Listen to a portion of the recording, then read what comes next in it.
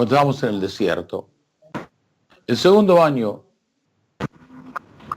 cuando estábamos saliendo de Egipto, el pueblo de Israel mandó espías a ver la tierra de Israel y volvieron con un mensaje muy negativo. Dijeron, nosotros no podemos, no tenemos las fuerzas para conquistar, para vencer los obstáculos de todo lo que está en la tierra de Israel. Los gigantes, las fortalezas, son muchos para nosotros. Y esa historia de la falta de fe de los espías y el pueblo de Israel que empezó a llorar porque le creyeron. Dios dijo, este día estará marcado para ustedes para siempre, como un día, todas las tragedias ocurrieron este día. Porque ese día el pueblo de Israel dijo, hay obstáculos que nadie los puede vencer. Pero no entendieron que el Hashem, que creó el mundo, el creador, no hay ningún obstáculo para él. Porque él creó este mecanismo. Y este mecanismo lo conoce bien. Y no hay nada en la naturaleza, no hay nada que él no pueda hacer. Y aquel que cree que hay obstáculos que ni Dios puede vencer, no entiende la fuerza de Hashem. Y nosotros, lamentablemente, de aquel día, tuvimos que entender y sufrir por 40 años en el desierto para poder tener una nueva generación que pudiera entender que todo el mundo es de Hashem. Y fuimos a Israel y creamos ahí un templo. Que el templo, quiero recalcar, no es simplemente un lugar de oraciones, un lugar de hacer servicios a Hashem. El templo, el Bet HaMikdash, es el propósito final del pueblo de Israel. Toda la historia del pueblo de Israel está basada en crear ese templo. ¿Y por qué? Porque ese templo representa la unión de dos mundos, el mundo físico y el mundo espiritual.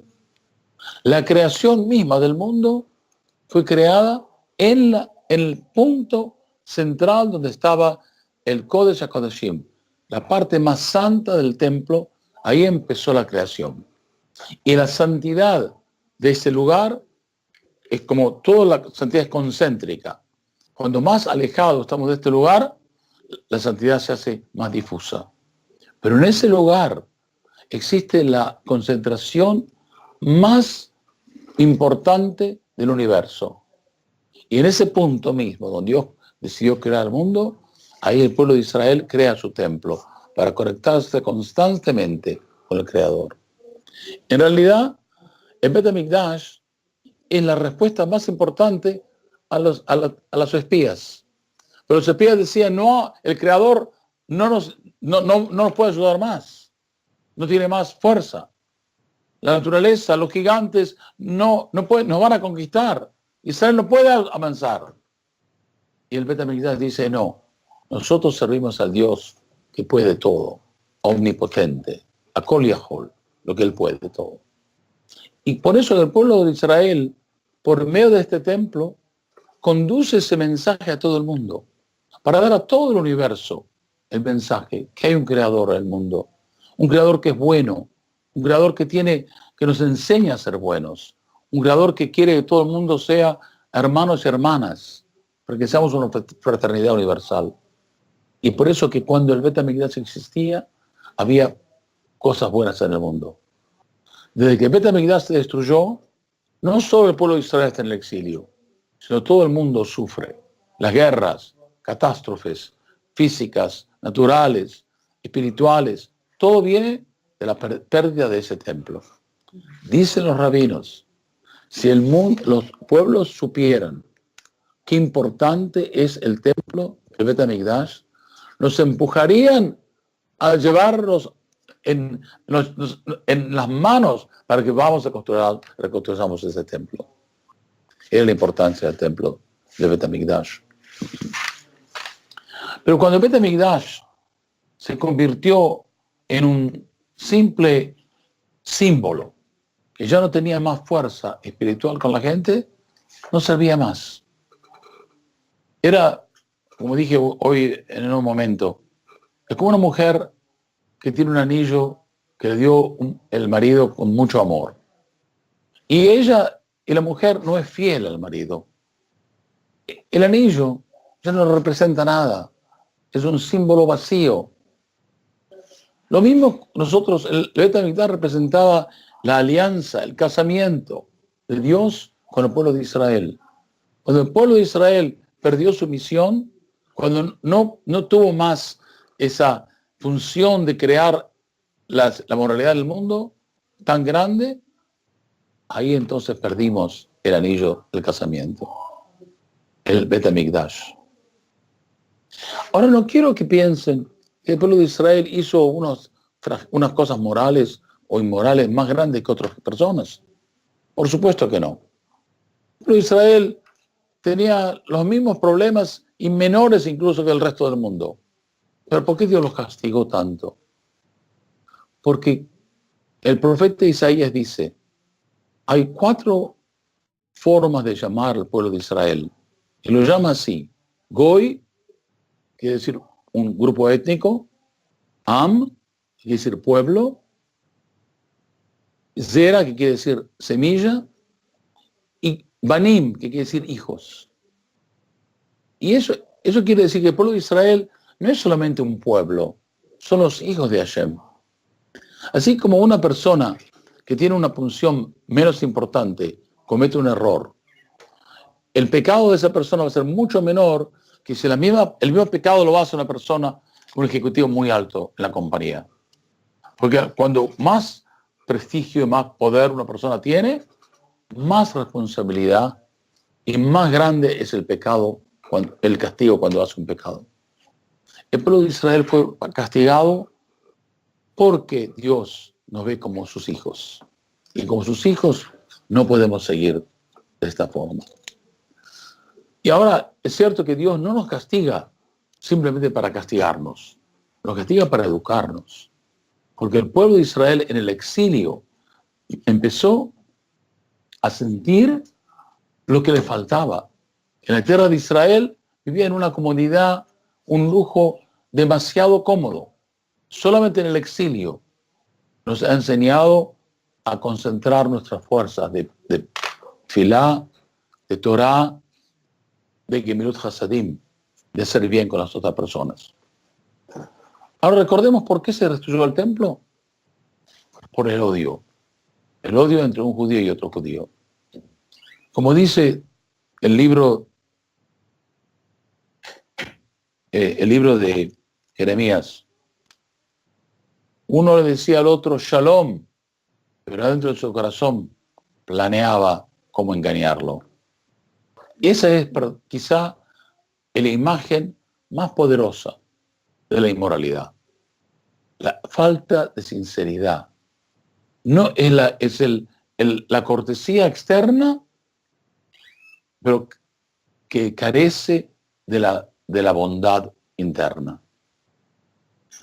Hoy hemos hablado que cuando el pueblo de Israel se comportó con odio uno con el otro, con divisiones, con enojos, el templo se destruyó.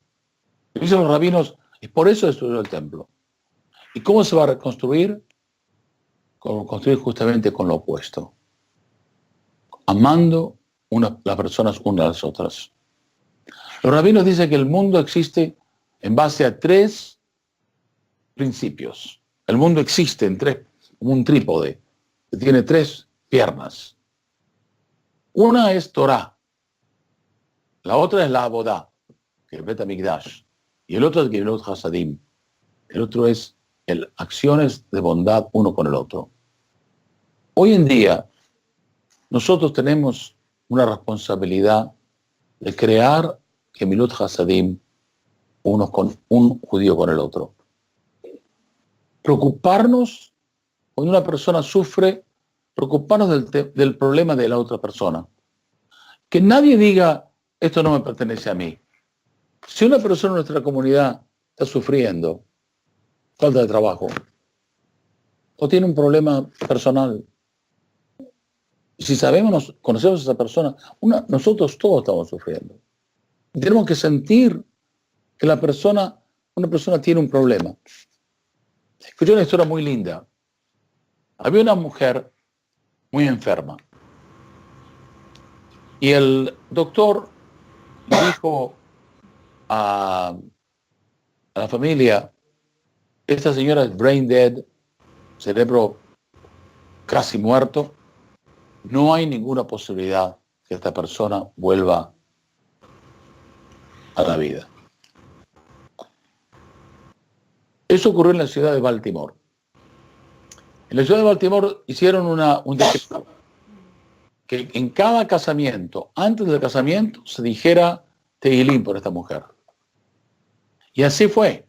En cada casamiento que había por los próximos meses, antes de la jupá, todos se paraban y decían Tehillim para esta mujer.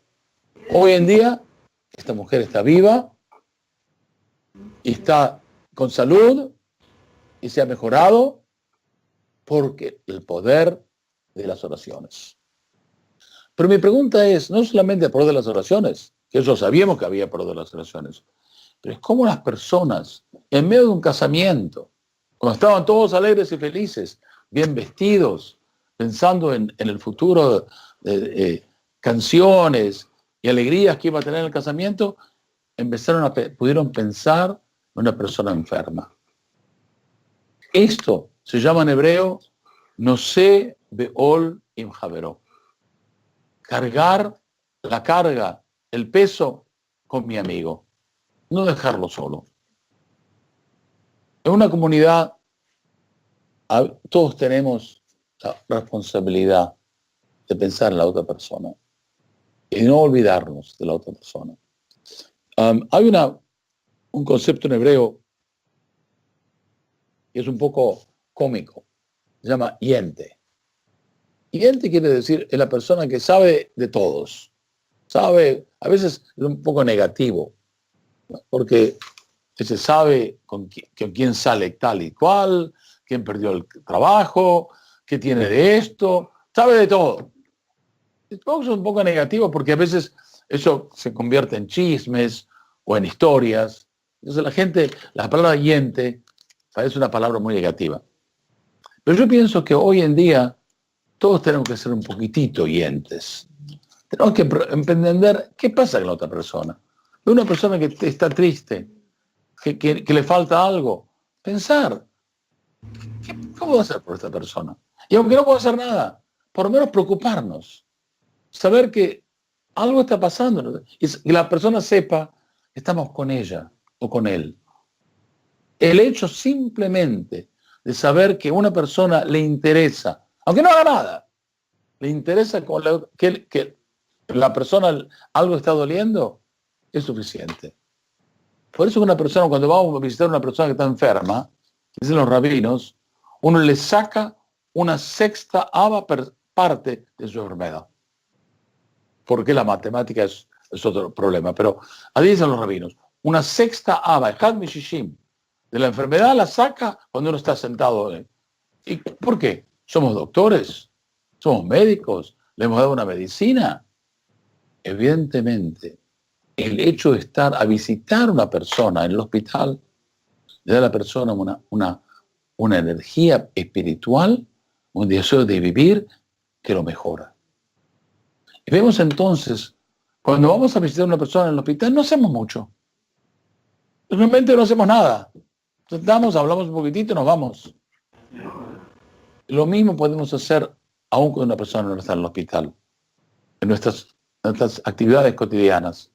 Sabemos que la persona tiene un problema, sentarnos con la persona, hablar. Dejarle saber que entendemos que tiene un problema y que estamos con ellos. Y estamos dispuestos a ayudar en lo que podemos, aunque no hagamos nada más. Es una cosa muy simple. La palabra Nosé Beol quiere decir, yo estoy cargando un libro muy pesado, la persona dice, déjame cargarlo un poquitito con vos. Porque si una carga de dos, cuando dos cargan el mismo peso, se hace mucho más liviano. No es solamente el 50%. Cuando una persona ayuda a la otra, le saca 90% del peso. porque la persona sabe no solamente que el peso es menos, sabe que la otra persona está pensando en él también. Una historia muy importante, entender cómo se siente la otra persona, es necesario saber, entender que a veces tenemos que visualizar cómo se siente la otra persona. Una historia muy linda que escuché hoy, el rabino Lopian explica. Cuando Lea, ustedes recuerdan, Lea y Rachel estaban en la casa y Jacob se enamoró de Rachel. Pero cuando él fue a casarse con Rachel, Labán le puso a Lea. Y como no la vio, se casó con Lea primero. Lo engañaron a Jacob. Pero ¿qué pasó? ¿Cómo fue el proceso? Bueno, sabemos que Jacob sabía que Labán lo iba a engañar. Entonces le dio un tipo de código, ¿no? ¿Cómo se dice?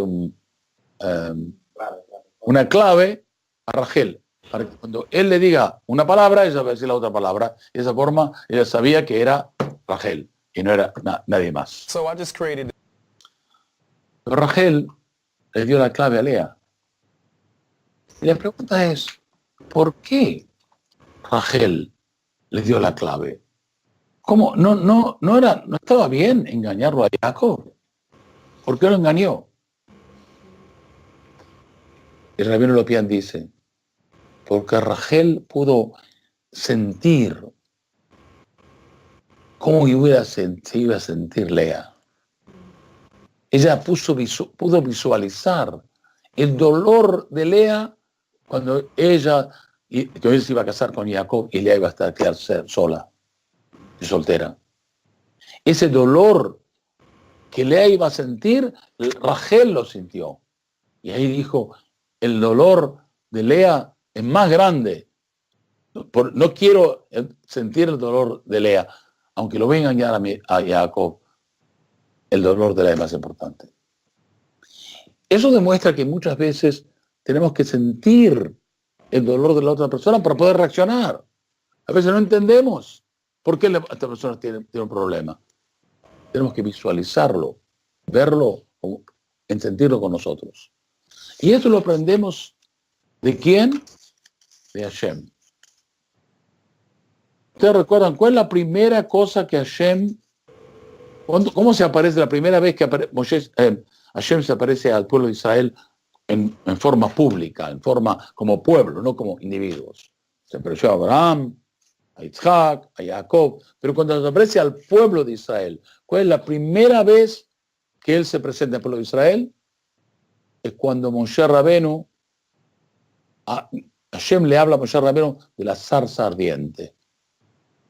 La zarza ardiente es la primera vez que Dios le dice al pueblo de Israel, yo los voy a salvar de Egipto. Y se lo dice a Moshe Rabenu. Dígale que voy a salvar al pueblo de Israel. Pero ¿por qué, los rabinos preguntan, ¿por qué aparece en una zarza? De todos los árboles, podría ser un árbol más lindo. La zarza es algo con espinas, no es muy agradable. ¿Por qué aparece en una cosa con espinas especialmente? Entonces dicen los rabinos, Dios quiere dar un mensaje. Dice, como ustedes están sufriendo con las espinas de la esclavitud, yo estoy con ustedes en este sufrimiento. Mi sufrimiento es como el de ustedes. Y me enojé besará. Entonces Dios nos enseña acá que muchas veces, cuando queremos ayudar a una persona, tenemos que visualizar cómo se siente esa persona. Y cuando lo visualizamos vamos a poder reaccionar. Entonces, resumiendo, hablando, primero tenemos que poder pasar un poco de tiempo preguntándonos cómo está la otra persona. ¿Por qué está triste? Yosef Atzadik estaba en la cárcel. ¿Recuerdan? con 2 ministros del faraón. Y un día, Yosef entra a la casa y ve a dos hombres, 2 ministros tristes, y le pregunta, ¿por qué están tristes hoy? Y de ahí viene que le cuentan las historias y él puede resolver los sueños. Pero imagínense la pregunta de Yosef. Él ve que la otra persona está triste y le pregunta, ¿por qué estás triste? De una forma es la primera cosa que tenemos que hacer. Ser un poquitito como las dientes.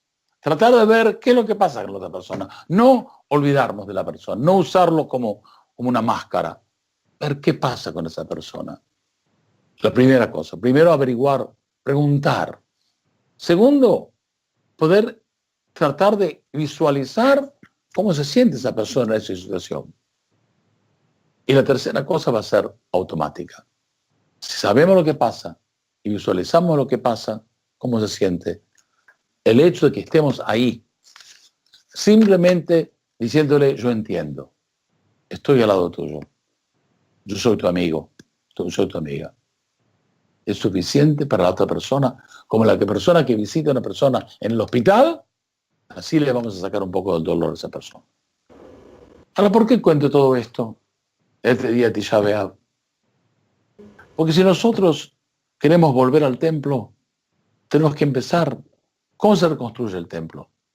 Se construye el templo justamente eliminando las causas de la destrucción.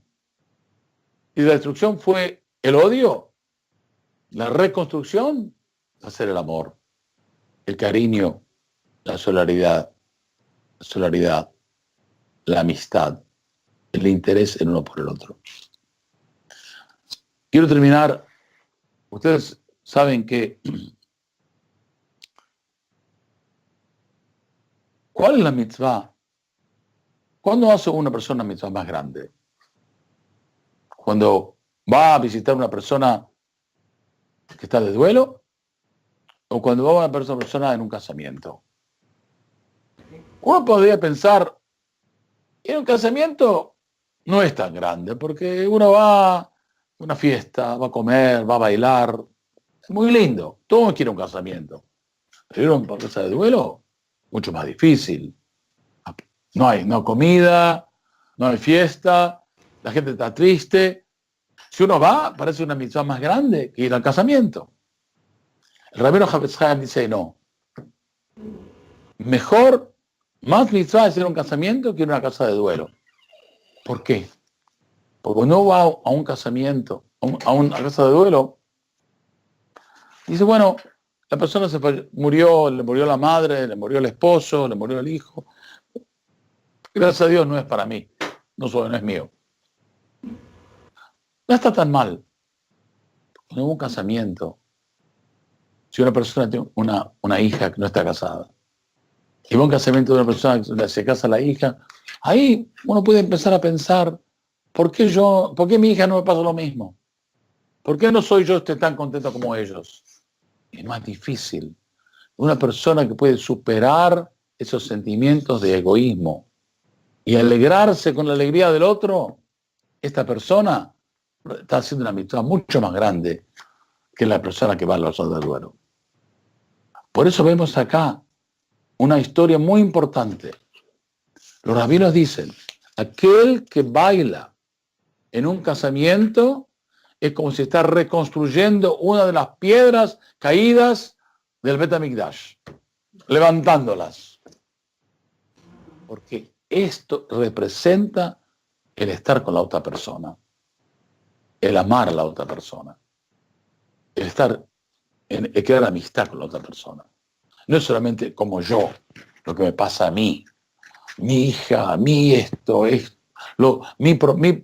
mi trabajo, todo sobre mí. Cuando voy a un casamiento y me alegro con la alegría del otro, estoy empezando a aprender cómo es Hashem. Hashem no necesita nada, todo Él lo da. Así nosotros tenemos que aprender poco a poco. Necesitamos muchas cosas, pero tenemos que aprender también a dar. Escuché una cosa muy linda.